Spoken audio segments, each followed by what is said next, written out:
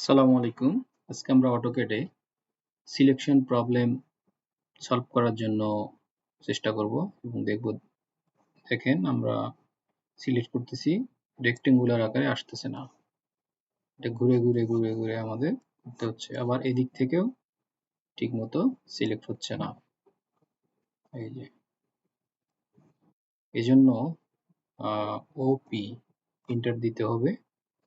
দেওয়ার পর এখানে অনেকগুলো ট্যাব আছে, এই ট্যাবগুলোর মধ্যে সিলেকশন এখানে ক্লিক করতে হবে, করে allow press and drag on object আর এটা তুলে দিতে হবে, allow press and drag for lasso এটা আনক্লিক করে দিতে হবে, দিয়ে অ্যাপ্লাই। ওকে, এখন দেখেন রেক্টেঙ্গুলার আকারে সিলেকশন হচ্ছে।